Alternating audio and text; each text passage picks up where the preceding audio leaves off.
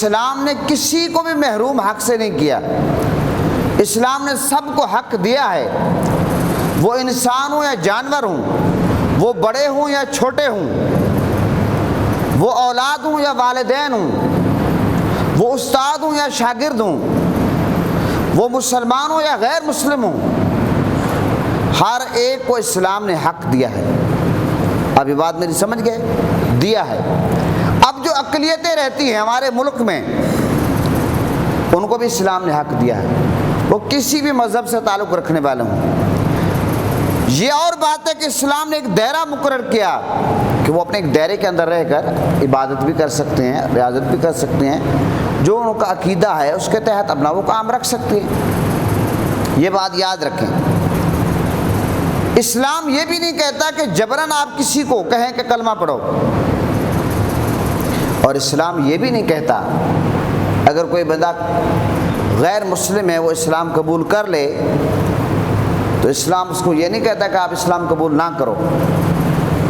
ہمارے ہاں آج کل سوشل میڈیا پہ اور میڈیا پہ ایک بحث چھڑی ہوئی ہے، جناب جبری طور پر فلاں سے اسلام قبول کروایا، حالانکہ ایسا بالکل اسلام اس کی اجازت نہیں دیتا، لیکن اسلام اس چیز کی بھی اجازت نہیں دیتا کہ اگر کوئی بندہ رضامندی سے اسلام قبول کرے اور کوئی کہے کہ جناب اس کی تو عمر کم ہے اور اس کا فلاں مسئلہ ہے، فلاں بہانے بونے بنا کر، اسلام اس چیز کی اجازت نہیں دیتا۔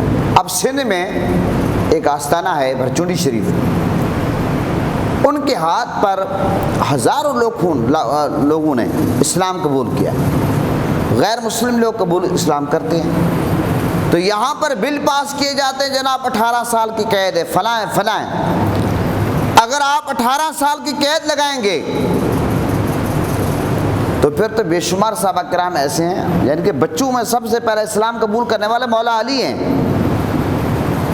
اسلام میں یہ قید ہے ہی نہیں، اور یہ بھی ہے کہ اسلام میں جبری طور پر کسی سے مذہب چینج نہیں کروا سکتے۔ یہ دونوں پہلو آپ مد نظر رکھیں گے تو یہ ہے عدل کا تقاضا، انصاف کا تقاضا۔ اسلام کیا کہتا ہے؟ قرآن مجید میں کیا آتا ہے؟ لکم دینکم ولی دین، تمہارے لیے تمہارا دین ہے، ہمارے لیے ہمارا دین، تم اپنا دین کرو، ہم اپنا دین کرتے ہیں۔ اسلام ہمیں یہ کہتا ہے وہ لوگ جو بتوں کے پجاری ہیں، جھوٹے خدا انہیں بنائے ہوئے ہیں، اس قرآن میں اللہ کیا حکم دیتا ہے؟ ان کے خداؤں کو، جھوٹے خداؤں کو برا بلا نہ کہو۔ جب آپ ان کے جھوٹے خداؤں کو برا بلا کہیں گے، جواباً وہ کیا کریں گے؟ وہ آپ کے سچے اللہ کو معاذ اللہ معاذ اللہ معاذ اللہ پھر گستاخی کریں گے۔ ارے اسلام کی تو یہ خوبصورتی ہے،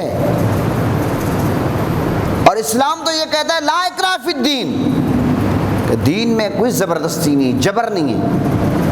آپ پسٹل رکھ کر، تلوار کے زور پر، ڈنڈے کے زور پر کسی کو یہ نہیں کہہ سکتے کام کرو۔ ہاں آپ ترغیب دلاؤ، ترغیب دلانا آپ کا حق بنتا ہے، لیکن زبردستی آپ کسی کو کہو کہ نماز پڑھو، زبردستی آپ کہو کہ فلاں کام کرو، جبراً وہ کام آپ نہیں کرا سکتے۔ تو محترم حضرات، میرے کہنے کا مقصد یہ ہے کہ اسلام نے اقلیتوں کو بہت سارے حقوق دی ہیں، اور وہ اسلام نے دیے ہیں، اور جتنے حقوق اسلام نے دیے کسی اور مذہب نے نہیں دیے، سب سے زیادہ حقوق اسلام نے دیے۔ آقا علیہ السلام نے دیے، صحابہ کرام نے دیے، اہل بیت نے دیے، ہمارے ائمہ نے دیے، بزرگان دین نے دیے، اور آج تک پاکستان کے قانون میں ان کے جو حقوق ہیں وہ موجود ہیں، ان کو جینے کا حق ہے۔ اب آگے چل کر میں یہ جو جڑاوالا کا واقعہ ہے، فیصل آباد کے قریب کا، اس کی میں وضاحت بھی کروں گا۔ یہ واقعہ کیسے پیش آیا، کیوں پیش آیا، اس کے محرکات کیا ہیں، اس کے پیچھے پس پردہ کیا ہے، ادارے کہاں تھے، اس بات کو پہلے نوٹس کیوں نہیں لیا، یہ اس طرح اتنے بڑے لیول کا واقعہ ہوا کیوں ہے، اب بہر سے کتنا پریشر ہے، یہ ساری باتیں میں آگے چل کر کروں گا آپ کے ساتھ۔ اب میں آپ کے سامنے آقا علیہ السلام کے فرامین رکھنا چاہتا ہوں، صحابہ کرام کا امر رکھنا چاہتا ہوں، کہ وہ کس طرح اقلیتوں کے حقوق کے حوالے سے آقا علیہ السلام نے، میرے آقا حضور نبی کریم صلی اللہ علیہ وسلم نے زور دیا اس بات پہ۔ آقا علیہ السلام کا ایک فرمان مبارک ہے، میرے آقا نے فرمایا کہ خبردار، جس کسی نے کسی معاہدہ یعنی اقلیتی فرد پر ظلم کیا اور اس کا حق غصب کیا، ظلم کیا یا اس کا حق غصب کیا یا اس کو تکلیف دی یا اس کی رضا کے بغیر کوئی چیز لی، تو بروز قیامت میرے آقا نے فرمایا میں اس کی طرف سے مسلمانوں کے خلاف وکیل ہوں گا۔ اب یہ حدیث پاک سمجھنے والی ہے۔ کوئی بھی بندہ اگر اقلیت پہ ظلم کرتا ہے، حق چھیننے کی کوشش کرتا ہے، مار دیتا ہے، ظلم کرتا ہے، آقا علیہ السلام نے اپنی امت کو آگاہ فرما دیا، میرے آقا نے فرمایا کہ قیامت کے دن ان کی وکالت میں کروں گا۔ ان کی وکالت کس کی؟ اقلیتی برادری جن کو آقا علیہ السلام نے حقوق دیے۔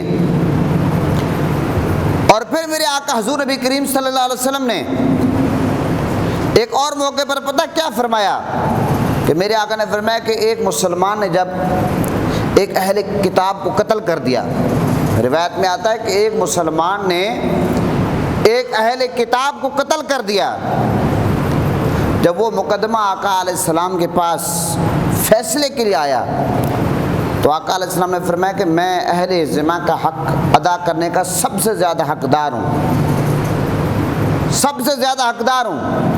چنانچہ آقا علیہ السلام نے قاتل کے بارے میں قتل کرنے کا حکم دیا اور اسے قتل کر دیا گیا۔ یعنی مسلمان نے اہل کتاب کو قتل کیا اور آقا علیہ السلام کی بارگاہ میں فیصلہ آیا تو آقا علیہ السلام نے اس مسلمان کو قتل کروا دیا۔ اب یہ بات سمجھ گئے؟ یہ دو روایتیں میں نے آپ کے سامنے رکھی۔ تیسری روایت جو اقلیتوں کے حقوق اس کے حوالے سے آقا علیہ السلام کا ایک فرمان ہے کہ میرے آقا نے تنبیہ فرمائی، سختی سے میرے آقا نے اقلیتوں کے حقوق پر زور دیتے ہوئے میرے آقا نے کیا فرمایا؟ میرے آقا نے فرمایا کہ جس کسی نے کسی معاہدہ یا اقلیتی فرد کو قتل کیا، میرے آقا نے فرمایا کہ وہ جنت کی خوشبو بھی نہیں پائے گا، وہ جنت کی خوشبو بھی نہیں پائے گا۔ حالانکہ جنت کی خوشبو کے حوالے سے یہ ملتا ہے روایت میں، کیا ملتا ہے کہ 40 برس کی مسافت پہ اگر کوئی بندہ ہوگا ادھر سے بھی اس کو جنت کی خوشبو آئے گی۔ 40 برس کی مسافت پہ آپ جنت سے اتنے دور ہیں، 40 برس کی مسافت ہے، اتنا فاصلہ ہے، لیکن آپ اگر ادھر ہیں تب بھی آپ کو جنت کی خوشبو آئے گی۔ جنت کی خوشبو اس قدر پھیلی ہوگی، اس قدر پھیلی ہوگی۔ لیکن میرے آقا نے فرمایا کہ جس کسی نے بھی معاہدہ ہے اقلیتی فرد کو، یعنی کہ جن کے ساتھ حضور نے معاہدہ کیا اقلیتوں کے ساتھ، اس معاہدے کے تحت آپ رہ سکتے ہیں۔ اب کوئی بندہ جا کر ان کے ساتھ ظلم کرنا شروع کر دے، قتل کر دے، ان کا حق مارنا شروع کر دے، یہ آقا علیہ السلام نے، میرے آقا نے فرمایا جنت کی خوشبو بھی نہیں سونگے گا۔ جنت میں جانا تو دور کی بات ہے، جنت کی خوشبو بھی اس کو نصیب نہیں ہوگی۔ مجھے آپ یہ بتائیں اس سے بڑھ کر آقا علیہ السلام کا اور فرمان کیا ہو سکتا ہے کہ جنت کی خوشبو بھی کسی کو نصیب نہ ہو؟ اب سوچنا چاہیے، جو بندہ اپنے آپ کو کہے کہ میں مسلمان ہوں، دین کا ٹھیکیدار ہوں اور اقلیتوں پر جا کر ظلم کرتا ہوں، اور وہ اس لیے کہ میں جنت میں جاؤں گا، میں اپنے نبی کو راضی کر رہا ہوں، اللہ کو راضی کر رہا ہوں۔ ارے بدبخت، پہلے پڑھ تو صحیح کہ اللہ اور اللہ کے رسول کا حکم کیا ہے اقلیتوں کو حقوق کے حوالے سے، پہلے کم از کم تو پڑھ تو صحیح حکم کیا ہے۔ محترم حضرات، اسی طرح آقا علیہ السلام کا ایک فرمان یہ بھی ہے، ایک بات خاص یاد رکھیں، غیر مسلم لوگ جب آتے تھے، جب ان کے وفود آتے تھے، آقا علیہ السلام ان کی خود میرے آقا میزبانی فرمایا کرتے تھے، خود آقا علیہ السلام ان کے لیے کھانا لا رہے ہیں، ان کے لیے پانی لا رہے ہیں۔ غیر مسلم جب آتے تھے وفود بارگاہ مصطفیٰ میں، آپ کو پتہ ہے کہ مسجد نبوی شریف میں ریاض الجنہ میں ایک ستون ہے، اس کو ستون وفود کہتے ہیں، ستون وفود کہتے ہیں ریاض الجنہ میں۔ اور وہ ستون ہے کہ آقا علیہ السلام کی بارگاہ میں جب وفود آتے تھے ملاقات کرنے کے لیے تو آقا علیہ السلام وہیں بیٹھ کر وفود کے ساتھ ملاقات کرتے تھے، بات چیت کرتے تھے، معاہدے کرتے تھے میرے آقا۔ محترم حضرات، یہ سوچنے کی بات ہے، یہ سمجھنے کی بات ہے کہ حضور نبی کریم صلی اللہ علیہ وسلم میرے آقا تھا، خود مسجد نبوی شریف میں میرے آقا غیر مسلم اقلیتوں کے جب وفود آتے تھے، آقا علیہ السلام خود ان کی میزبانی فرمایا کرتے تھے، خود میزبانی فرمایا کرتے تھے۔ ایک روایت میں آتا ہے کہ آقا علیہ السلام نے فرمایا کہ یہ لوگ ہمارے ساتھیوں کے لیے ممتاز اور منفرد حیثیت رکھتے ہیں، اس لیے میرے آقا نے فرمایا کہ میں نے یہ پسند کیا میں بذات خود ان کی تعظیم، تکریم اور مہمان نوازی کروں۔ اور یہ بات میرے آقا نے کس کے بارے میں فرمائی؟ جو غیر مسلم لوگوں کے وفود آتے تھے میرے آقا نے ان کے بارے میں فرمائی۔ ایک دفعہ ایسا ہوا کہ نجران کے عیسائیوں کا 14 رکنی وفد آیا، جو نجران کے عیسائی تھے ان کا 14 رکنی ایک وفد بارگاہ مصطفیٰ میں آیا۔ آقا علیہ السلام نے اس وفد کو مسجد نبوی شریف میں ٹھہرایا۔ آقا علیہ السلام نے اس وفد کو مسجد نبوی شریف میں ٹھہرایا، اور صرف ٹھہرایا نہیں، اس کے بعد کیا ہوا، اس وفد میں جو مسیح برادری کے لوگ تھے 14 لوگ، ان کو آقا علیہ السلام نے حکم دیا کہ آپ مسجد نبوی شریف میں اپنے طریقے کے مطابق عبادت کریں، جو آپ کا اپنا طریقہ عقیدہ مذہب ہے اس کے مطابق آقا علیہ السلام نے فرمایا کہ مسجد نبوی شریف میں آپ عبادت کریں۔ تو یہ جو مسیح حضرات تھے یہ مسجد نبوی شریف کے ایک جانب مشرق کی طرف رخ کر کے نماز پڑھتے تھے، یہ آقا علیہ السلام نے ان کو اجازت عطا فرمائی، آقا علیہ السلام نے اجازت عطا فرمائی۔ تو محترم حضرات، آقا علیہ السلام میرے آقا حضور نبی کریم صلی اللہ علیہ وسلم کی ان تعلیمات کی روشنی میں 1400 سال گزرنے کے باوجود آج بھی اقلیتوں کے وہی حقوق ہیں۔ پھر جب صحابہ کرام کا دور آیا، ان صحابہ کرام نے بھی وہی حسن سلوک کیا جو میرے آقا نے کیا، کیونکہ میرے آقا کا حکم تھا۔ اب میرے آقا جب ایک عمل کر دیں، اس سے بڑا قانون تو کائنات میں نہ بنا ہے نہ بنے گا۔ تو صحابہ کرام کے لیے تو وہ حرف آخر، پتھر پہ لکیر، تو صحابہ کرام نے بھی اس پر عمل کیا، یہاں تک کہ حضرت ابوبکر صدیق رضی اللہ عنہ کے دور میں، حضرت عمر فاروق رضی اللہ عنہ کے دور میں، حضرت عثمان غنی کے دور میں، حضرت مولا علی کے دور میں معاہدے بھی ہوتے رہے، اور وفود آتے تھے، بات چیت ہوتی تھی، سارے معاملات ہوتے تھے۔ جو اقلیت کے لوگ تھے ان کا اس طرح صحابہ کرام نے اس چیز کا خیال رکھا۔ بے شمار روایت ہیں۔ میرے آقا حضور نبی کریم صلی اللہ علیہ وسلم کو دیکھیں کہ آقا علیہ السلام کس قدر خیال کرتے تھے۔ جب مشرکین مکہ نے آقا علیہ السلام کو، آپ کو پتہ ہے کہ طرح طرح کی تکلیفیں دی ہیں، جب مکہ پاک فتح ہوا تو اس موقع پر آقا علیہ السلام نے اپنے ایک انصاری کمانڈر سعد بن عبیدہ اس کو کہا کہ ابو سفیان سے کہا کہ آج لڑائی کا دن ہے، آج لڑائی کا دن ہے۔ کس نے کہا؟ آقا علیہ السلام کے ایک کمانڈر نے کہا، سعد بن عبیدہ نے ابو سفیان سے کہا کہ آج لڑائی کا دن ہے، جس دن مکہ پاک فتح ہوا۔ جب میرے آقا نے یہ بات سنی تو آقا علیہ السلام نے فرمایا کہ آج میرے آقا نے فرمایا کہ لڑائی نہیں بلکہ آج رحمت عام کرنے کا دن ہے، آج معافی کا دن ہے، آج درگزر کرنے کا دن ہے۔ اور پھر آقا علیہ السلام نے اپنے مخالفین سے پوچھا کہ تمہارا کیا خیال ہے کہ آج جس دن مکہ پاک فتح ہوا کہ میں تمہارے ساتھ کیا معاملہ کروں گا؟ آقا علیہ السلام نے پوچھا۔ اس موقع پر مخالفین نے کیا کہا؟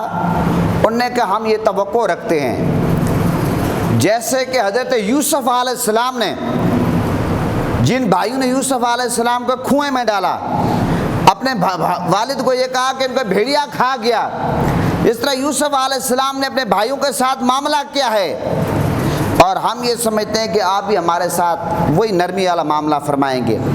تو میرے آقا نے کیا فرمایا؟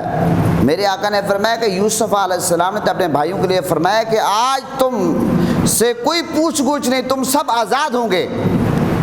تو میرے آقا حضور نبی کریم صلی اللہ علیہ وسلم کا بڑا جو دشمن تھا ابو سفیان تھا، بڑا دشمن، تو آپ نے فرمایا کہ جو ابو سفیان کے گھر میں آج داخل ہو، میرے آقا نے فرمایا کہ وہ امان میں ہے۔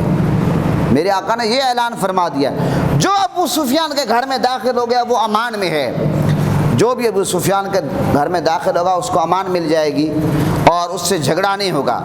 تو مکہ مکرمہ میں حضور نبی کریم صلی اللہ علیہ وسلم کی مخالفت کرنے میں سب سے زیادہ 2 شخص داخل تھے۔ کون تھے؟ وہ ابو لہب کے بیٹے تھے، لیکن آقا علیہ السلام کو انہیں تکلیفیں دی، بے حد تکلیفیں دی، لیکن فتح مکہ کے روز وہ کعبہ شریف کے غلاف کے نیچے چھپے ہوئے تھے، کعبہ شریف کے غلاف کے نیچے چھپے ہوئے تھے۔ میرے آقا نے خود ان دونوں کو جا کر غلاف کعبہ کو ہٹا کر ان کو نکالا، اور میرے آقا نے فرمایا جاؤ میں نے تمہیں معاف کر دیا ہے، جاؤ میں نے تمہیں۔ سب سے زیادہ ابو جہل یعنی کہ ابو لہب کے بیٹوں نے آقا علیہ السلام کو تکلیفیں دی، لیکن آقا علیہ السلام اور وہ غلاف کعبہ کے نیچے چھپے ہوئے تھے، میرے آقا نے ان کو معافی عطا فرما دی۔ محترم حضرات، میرے کہنے کا صرف اور صرف مقصد یہ ہے، یہ جو اقلیتیں ہیں، غیر مسلم جو لوگ ہیں، غیر مسلم، ان کے حقوق کی حفاظت میرے آقا نے فرمایا کہ میرا سب سے اہم فریضہ ہے۔ میرے آقا نے فرمایا یہ میرا سب سے اہم فریضہ ہے، اور اسی طرح مولا علی نے کیا، اسی طرح حضرت فاروق اعظم نے، صدیق اکبر نے، حضرت عثمان غنی نے، دیگر صحابہ نے، ائمان بزرگان دین نے یہی نرمی والا معاملہ فرمایا۔ تو میرے کہنے کا مقصد یہ ہے، اور جو ان کے بزرگ تھے، ایک بزرگ کے بارے میں آتا ہے کہ وہ بھیک مانگ رہے تھے، فاروق اعظم نے جب دیکھا، فاروق اعظم اس کو اپنے گھر لے کر گئے، وہ غیر مسلم تھے، فاروق اعظم نے یہاں تک فرمایا کہ اس سے جزیہ نہ لیا جائے، جب یہ جوان تھا اس سے کام لیا، آپ اس آخری عمر میں سے یہ کر رہے ہیں، بلکہ بیت المال میں حکم دیا اس کا خیال کیا جائے۔ یہ بہت ساری ایسی باتیں ہیں، روایات ہیں میرے سامنے جس پر میں نے نشانیاں لگائی ہوئی، میں نے بیان کرنی تھی لیکن وقت ختم ہو گیا۔ جو میں کہنا چاہتا ہوں وہ یہ ہے کہ غیر مسلم جو لوگ ہیں ان کی عبادت گاہ پہ جا کر حملہ کرنا، وہ گرجا گھر ہو جو بھی ہو، ان پہ جا کر حملہ کرنا کسی بھی صورت میں نہ تو اسلام اس کی اجازت دیتا ہے، نہ پاکستان کا قانون اجازت دیتا ہے، یہ بات یاد رکھیں۔ اب یہ جو فیصل آباد کے قریب جڑاوالا شہر میں ایک واقعہ پیش آیا کہ جا کر عیسائیوں کا جو گرجا گھر تھا اس کو آگ لگا دی گئی، اور عیسائیوں کے گھروں کو آگ لگا دی گئی، ان کے بیوی بچے ماں بہنیں وہ سارے کھیتوں میں انہوں نے رات گزاری کھلے آسمان تلے۔ یہ ایک واقعہ پیش آیا۔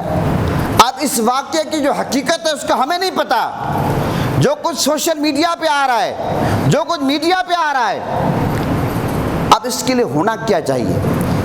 اس کے پیچھے ایک واقعہ ہے، اس کے پیچھے واقعہ یہ ہے، مفتی اعظم پاکستان مفتی منیب الرحمان صاحب نے اس کے حوالے سے ایک صفحہ لکھا ہے اور وہ میڈیا پہ بھی چلا ہے، اور بہترین موقف ہے مفتی منیب الرحمان صاحب کا اور ہمارے تمام علماء کا یہی موقف ہے۔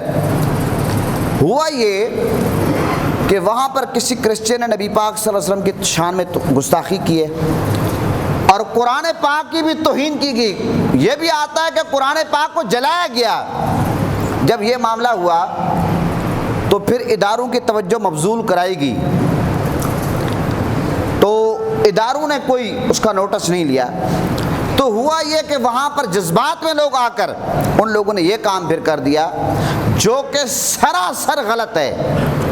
کوئی بھی ذی شعور آدمی اس کو ٹھیک نہیں کہتا کہ جا کر گرجا گھر کو آگ لگا دینا، ان کے گھروں کو آگ لگا دینا، لیکن دوسری طرف انصاف کا تقاضا یہ ہے کہ جس نے قرآن پاک کی گستاخی کی، قرآن پاک کو آگ لگائی، نبی پاک کی توہین کی، اس نے بھی ٹھیک نہیں کیا۔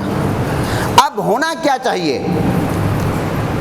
اسلام اور پاکستان کا قانون جو اقلیتیں ان کے حقوق دیتا ہے، تحفظ فراہم کرتا ہے کہ وہ آزادی کے ساتھ اپنی عبادت کر سکتے ہیں، اپنے معاملات کر سکتے ہیں، مسلمانوں کے معاملات میں عمل دخل نہ کریں۔ تاریخ میں یہ آیا کہ جو مسلمان ہیں وہ بہت کم اللہ کے فضل و کرم سے گستاخی کرتے ہیں، یعنی کہ ہم نبی پاک صلی اللہ علیہ وسلم کا کلمہ پڑھتے ہیں، لیکن آج تک کسی مسلمان نے حضرت عیسیٰ علیہ السلام کی شان میں توہین نہیں کی، حضرت موسیٰ علیہ السلام کی شان میں توہین نہیں کی، بلکہ حضرت آدم علیہ السلام سے لے کر عیسیٰ علیہ السلام تک ہم تمام انبیاء کا احترام کرتے ہیں، ان کی شانیں بیان کرتے ہیں، عظمتیں بیان کرتے ہیں، بلکہ ہم تو ایمان مفصل اور مجمل کیا ہے، جو آسمانی کتابیں ہیں، تورات ہو، انجیل، زبور، اس پر ایمان رکھتے ہیں۔ ایسا ہے یا نہیں ہے؟ یہ کوئی نئی بات میں نہیں کر رہا، بلکہ نکاح پڑھاتے وقت بھی ایمان مفصل اور مجمل جو ہے ہم باقاعدہ پڑھواتے ہیں۔ ایسے ہے اب یہ جو واقعات ہر 4 مہینے کے بعد، 3 مہینے کے بعد آپ یہ واقعات سنتے ہیں کہ نبی پاک کی شان میں توہین ہو گئی، قرآن کی شان میں توہین ہو گئی، عیسائیوں کے گرجے گھر کو آگ لگا دی گئی، ان کے گھروں کو آگ لگا دی گئی۔ اس کی ایک بنیادی وجہ ہے، ایک تو لوگوں کے جذبات ہیں، وہ لوگ جو بیوقوف ہیں، جو قانون کو ہاتھ میں لیتے ہیں۔ کسی بھی صورت میں قانون کو ہاتھ میں ان کو نہیں لینا چاہیے، ان کو کرنا یہ چاہیے کہ وہ کیا کریں، اگر دیکھیں کہ قرآن پاک کی توہین ہوئی، وہ پروف جمع کریں، گواہ لائیں، جا کر جو سائبر کرائم جتنے بھی ادارے ہیں وہاں جا کر رپورٹ درج کروائیں، FIR کٹوائیں۔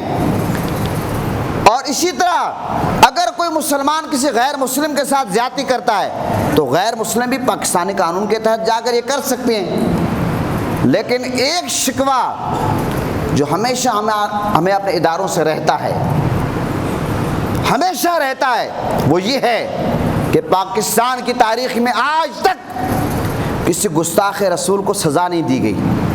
295C موجود ہے۔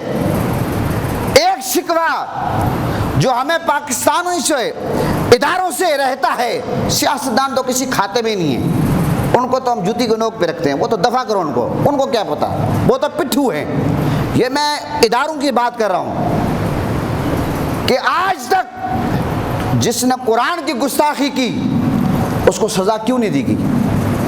اگر آپ سزا نہیں دیتے تو یہی وجہ بنتی ہے جو کہ سراسر غلط ہے، غلط ہے، غلط ہے۔ میں کہہ رہا ہوں کہ لوگ قانون کو ہاتھ میں لیتے ہیں، قانون کو ہاتھ میں نہیں لینا چاہیے، لیکن اگر قانون پر عمل نہ ہو تو پھر لوگ مایوس ہو کر قانون کو ہاتھ میں لیتے ہیں۔ یہ ایک بنیادی وجہ ہے۔ آپ کو پتہ ہے کہ ایک مسیح خاتون تھی، آسیہ ملونہ، جس نے آقا علیہ السلام کی شان میں گستاخی کی، اس کو کس پروٹوکول کے تحت بحر بھیجا گیا؟ ملالہ یوسف زئی اس کو لے کر بحر کے جو صدور ہیں، وزیر اعظم ہیں، ان سے ان کی ملاقاتیں کروا رہی ہے۔ مجھے آپ یہ بتائیں، جب یہ حال ہو پھر تو مسلمانوں کے جذبات کنٹرول کرنا بہت مشکل ہوگا۔